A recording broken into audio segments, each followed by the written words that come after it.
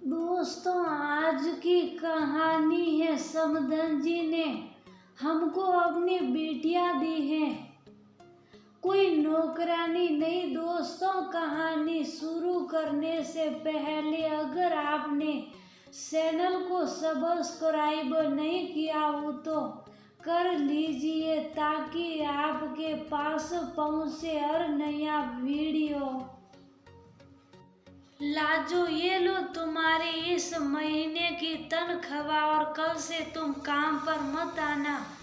मंदाकिनी ने लाजो के हाथ में उसकी इस महीने की तनख्वाह पकड़ाते हुए कहा, क्यों माँ जी? लाजो ने सवालिया नजरों से मंदाकिनी की ओर निहारा और वहीं बैठे पेपर पढ़ रहे सौरभ ने भी आलस्य से भरकर मंदाकिनी को देखा। बस अब जरूरत नहीं है और हाँ, कमला को भी आज ही तनख्वाह देकर हटा दूंगी, जैसे आपकी इच्छा। इतना कहकर लाजो ने रुपये पकड़ लिए। रुको लाजो, मंदाकिनी तुम कमला और लाजो को काम पर से क्यों हटा रही हो? ये दोनों ही तो सारा काम बहुत अच्छी तरह से करती हैं, फिर क्यों?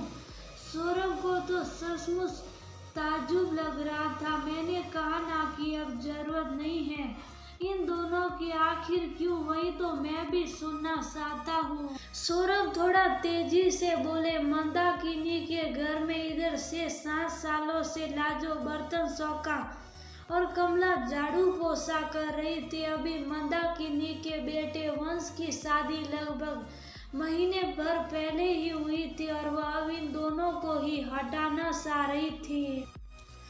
और सौरभ को इसलिए ताज्जुब भी लग रहा था। अरे तुम भी ना कुछ समझते ही नहीं हो।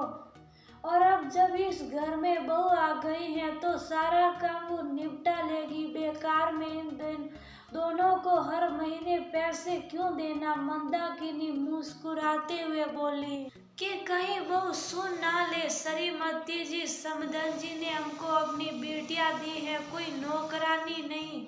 और फिर जब काम वाले लगे हुए हैं तो फिर क्यों हटाना? सौरभ मंदाकिनी के ऊपर गुस्सा कर बोले, अरे मैंने भी तो शादी के बाद खूब बर्तन मांजे हैं और झाड़ू पोछा किया है, तब तो आप कुछ नहीं कहते थे। कितना परेशान हो जाती थी मैं। मेरे कोमल कोमल हाथ भी कैसे उस समय बुरी तरह कड़छिल जाते थे।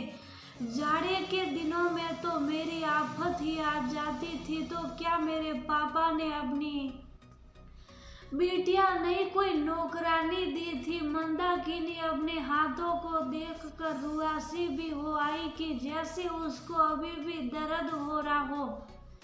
मंदाकिनी, तुम भी बेमतलब की बात लेकर बैठ जाती हो। बात को समझा करो। उस समय परिस्थितियां ऐसी नहीं थी कि मैं किसी भी काम वालों को रख सकता, लेकिन आज तो परिस्थितियां उसके बिल्कुल उलट है। उस समय मेरा काम धंधा बिल्कुल भी नहीं ढंग से चलता था। मानता हूँ कि तुम्हारा गुनहगार हूँ, लेकिन उसका बदला क्या बहुत से लोगी। आज तो मैं भी अच्छे से कमा रहा हूँ और वंश भी। और फिर तुम भूल गई क्या कि जब सारा काम तुम करती थी तो कितना सुनाती थी मुझको? फिर बहू के साथ ऐसा व्यवहार क्यों? अभी तो बहू के हाथ की मेहंदी भी ढंग से नहीं सूटी है, बल्कि अपने दर्द का एहसास करके बहू के बारे में अच्छा सोचना चाहिए था कि जो दर्द मैंने सहा वो बहू को बिल्कुल भी नहीं सहने दूंगी। उल्टे उससे अपना बदला निकाल रही हो। इसमें बेचारी बहू की क्या गलती? मैं कह दे रहा हूँ कि कोई भी काम वाली नहीं हटेगी। लाजो, तुम बराबर काम करने आना, कोई नहीं हटा रहा तुमको। और कमला भी जरूर आएगी। सौरभ ने लाजो को आश्वासन देकर बोले, सही तो कह रहे हैं वंश के पापा। कितना थक जाती थी नई नवेली दुल्हन और इतना ढेर सारा काम।